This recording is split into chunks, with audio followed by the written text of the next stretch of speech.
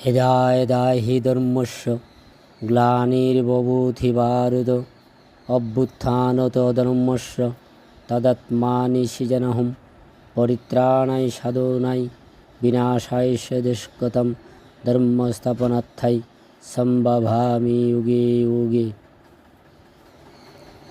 শ্রীমদ্ভগবদ্ গীতায় ভগবান বলেছেন, যখন যখন বিশ্বে ধর্মের গ্লানি হয় তখন তখন দুষ্টদের দণ্ড দেওয়ার জন্য এবং স্বজনদের রক্ষা করার জন্য আমি সৃষ্টিতে আসি। তাহলে ভাবুন, পৃথিবীর অবস্থা এখন এতটা খারাপ হয়ে গেছে যে এই পরিস্থিতিতে পরমাত্মার পৃথিবীতে আসাটা কতটা জরুরি। বিশ্বে চারিদিকে আগুন জ্বলছে, কোথাও কামের অগ্নি তো কোথাও ক্রোধের অগ্নি, কোথাও মানুষ প্রকৃতির নাশ করছে, আবার কোথাও প্রকৃতি মানুষের নাশ করছে। তাহলে কি সৃষ্টিটা এইভাবে পতন হতে থাকবে? এর পরিবর্তন কি সম্ভব নয়? হ্যাঁ, সম্ভব, কিন্তু পতিত মনুষ্যদের দ্বারা নয়।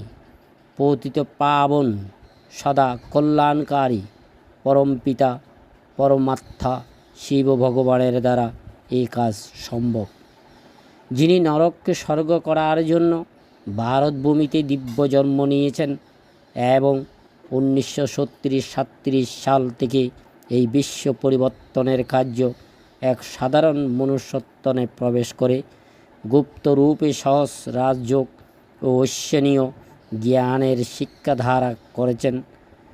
কিন্তু গীতায় যেমন বর্ণিত আছে যে আমাকে সাধারণ তনে মরুমতি মনুষ্য চিনতে পারে না, চিনবেই বা কী করে? 5000 বৎসরের এই বিশাল সৃষ্টি রূপীর নাটকে 84 জন্ম নীতি নীতি সব মনুষ্যত্বা পতিত এবং বেকারি হয়ে গেছে, মূর্ছিত হয়ে গেছে। গীতায় বর্ণিত আছে যে নিজের বিশ্বরূপ দর্শন করানোর জন্য শ্রীকৃষ্ণ অর্জুনকে দিব্য চক্ষু প্রদান করেছিলেন। এই শুধুমাত্র এক অর্জুনের কথা নয়, শ্রীকৃষ্ণ কোনো রথে বসে শুধু এই অর্জুনকে সংস্কৃতে গীতার 18 অধ্যায় শোনাননি। বাস্তবে নিরাকার জ্যোতিবিন্দু শিব, যিনি সকল আত্মারই পিতা, তিনি বর্তমানে কোনো মনুষ্য শরীররূপী রথে বসে পুরুষার্থের দ্বারা পুণ্য অর্জন করতে আগ্রহী সব অর্জুনরূপী আত্মাদের সৃষ্টির আদি মধ্য অন্তের রহস্য বোঝাচ্ছেন, ঐশ্বরীয় জ্ঞান এবং রাজযোগ শিক্ষা দিচ্ছেন। তার জ্ঞান অবিনাশী সুখ শান্তির বর্ষার উপর আমাদের সবার অধিকার আছে। আমাদের এই বর্ষা প্রপার্টি দেওয়ার জন্য স্বয়ং ভগবান এই ধরণীতে নেমে এসেছেন।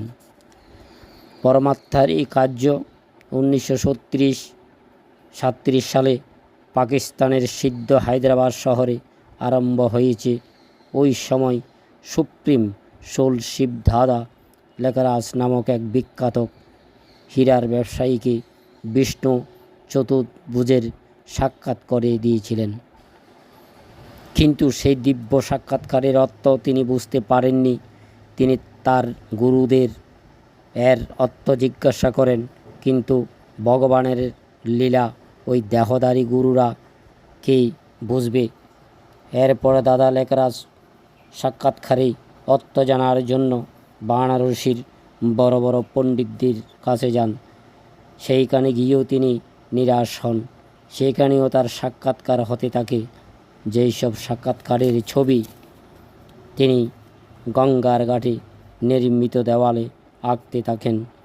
যখন কেউ তার সমস্যার সমাধান করতে পারে না, তখন তার কলকাতায় স্থিত নিজের ব্যবসার ভাগীদারের কথা মনে পড়ে।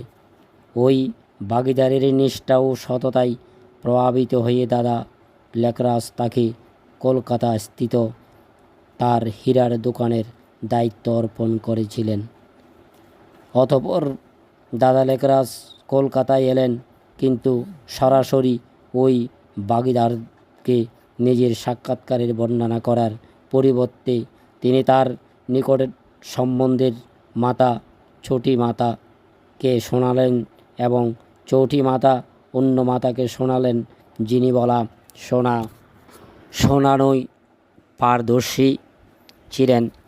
পরে যখন শোনানোই পারদর্শী মাতা প্রজাপিতা বাগিদারকে সব শোনান, ঠিক ওই সময় জ্যোতিবিন্দু পরম পিতা পরমাত্মা শিব ওই মাতা এবং প্রজাপিতার বাগিদারের মধ্যে একই সাথে প্রবেশ করেন এবং একইভাবে ওই পারদর্শী মাথার দ্বারা সাক্ষাৎকারের বর্ণনা শোনা ও শোনানোর প্রক্রিয়ার মাধ্যমে ভক্তি মার্গের তথা বাগিদারের দ্বারা জ্ঞান বোঝানোর প্রক্রিয়ার মাধ্যমে জ্ঞান মার্গের ভিত্তি স্থাপন করেন।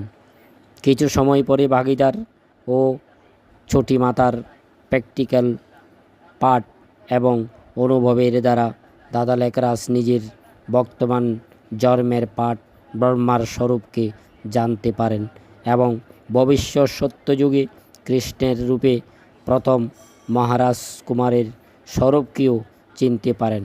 এইভাবে ওমরা নামক কন্যা নিজের বর্তমান জন্মের সরস্বতী নামক পাঠের এবং ভবিষ্যৎ সত্যযুগে রাধার রূপে প্রথম মহারাজ কুমারীর স্বরূপের নিশ্চয় করে ফেলেন। বাস্তবে এরা দুইজন ব্রহ্মা ও সরস্বতীই ছিলেন। মূলরূপে বাগিদারই প্রজাপিতা ব্রহ্মা এবং দ্বিতীয় মাতা জগম্বন্ধর বরিমার স্বরূপ ছিলেন।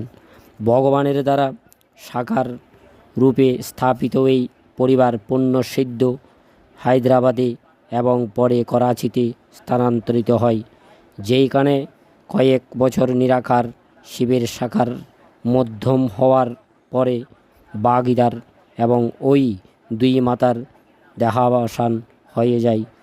তখনই ঐশ্বরীয় কার্যের পুরো দায়িত্ব দাদা লেকরাজের উপর আসে। তিনি তো ভগবানের পরিচয় পেয়ে নিজের তনমন ঐশ্বরীয় কার্যে সমর্পণ করে দিয়েছিলেন। তাই পরমাত্মা বিশ্ব পরিবর্তনের এই কার্য দাদা লেকরাজের শরীর ধারাই জারি। এরই মধ্যেই এই ঐশ্বরীয় পরিবার, যার নাম প্রথমে ওম মণ্ডলী ছিল, দেশ বিভাজনের পরে রাজস্থানে অবস্থিত মাউন্ট আবুতে স্থানান্তরিত হওয়ার পরে ব্রহ্মা কুমারী ঐশ্বরীয় বিশ্ববিদ্যালয় নামকরণ হয়। এখান থেকেই ঈশ্বর কর্তৃক শেখানো জ্ঞান ও রাজযোগে শিক্ষা দেশে বিদেশে প্রচার হতে থাকে। দাদা লেকরাজের ওরফে ব্রহ্মার ধারা পরমাত্মা শিব আত্মা পরমাত্মাও সৃষ্টির আদি মধ্য অন্তের প্রারম্ভিক বা বেসিক জ্ঞান দেন। সর্বপ্রথম এই জ্ঞান শোনান যে আমরা পৃথিবীতে জল, অগ্নি, বায়ু ও আকাশ এই পাঁচ তত্ত্ব দিয়েই নির্মিত। এই শরীর নয়, বাস্তবে আমরা অতি শুষ্ক জ্যোতিবিন্দু আত্মা। যেই রকম গাড়ি চালানোর জন্য ড্রাইভারের দরকার হয়, সেই রকম এই শরীররূপী গাড়ি চালানোর জন্য আত্মারূপী ড্রাইভারের দরকার হয়। আত্মার মধ্যে মন, বুদ্ধি ও সংস্কার থাকে। আত্মা অজর, অমর, অবিনাশী, কিন্তু শরীর বিনাশী। যেমন আমের বীজ থেকে আম গাছই হয়, ঠিক তেমনি মনুষ্যাত্মা মানুষের রূপেই পুনর্জন্ম নেয়, অন্য কোনো যৌনিতে যায় না। যেই রকম আমরা একটা তারার মধ্যে আত্মা, সেই রকম আমাদের অবিনাশী পিতা সুপ্রিম সোল শিব এক স্টার স্বরূপ আত্মা, কিন্তু তিনি পরমাত্মা, অর্থাৎ প্রত্যেক গুণ ও শক্তিতে তিনি অনন্ত। আমরা আত্মারা কখনো পতিত হই, আবার কখনো পাবন হই, কিন্তু তিনি সদা পাবন। তাই তার প্রকৃত নাম শিব। শিব অর্থাৎ কল্যাণকারী। সদা কল্যাণকারী বলে তাকে সদাশিবও বলা হয়। পরমাত্মা সর্বব্যাপী নয়, তিনি মাতৃগর্ভ থেকে জন্ম নেন না, বিভিন্ন জন্তুর রূপে অবতারও নেন না।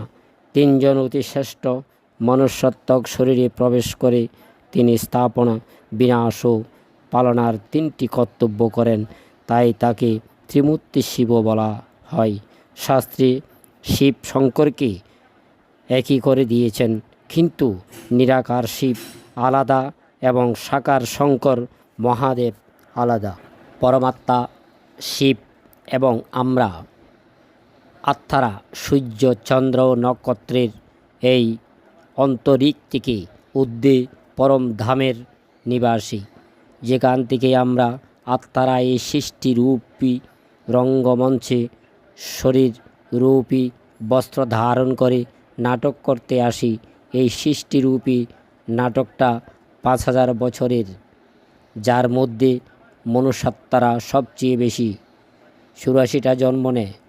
এই নাটকে 4 যুগের 4 সিনস হয়, যার মধ্যে প্রত্যেক যুগের আয়ু 1250 বছর। সত্যযুগ ও ত্রেতাকে স্বর্গ এবং দ্বাপর ও কলিযুগকে নরক বলা হয়। আজ থেকে 5000 বছর পূর্বে যে স্বর্গ স্থাপনা হয়েছিল, সেখানে সব মনুষ্যাত্মা দেবী দেবতা ছিল, কারণ সেইখানে আমরা আত্মা অভিমানী ছিলাম বলে সর্বগুণ সম্পূর্ণ ও পবিত্র ছিলাম।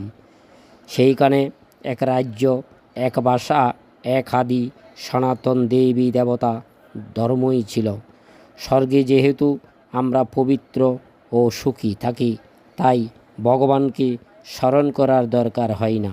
কিন্তু দ্বাপর যুগ থেকে যখন আমরা নিজেকে দেহ ভাবতে শুরু করি, তখন থেকেই দুঃখ ও শান্তির সূত্রপাত হয় এবং দেবী দেবতারা যারা এখন নিজেদেরকে হিন্দু বলে, তারাই মন্দির বানিয়ে শিবলিঙ্গ ও দেবী দেবতার পূজা করতে শুরু করে।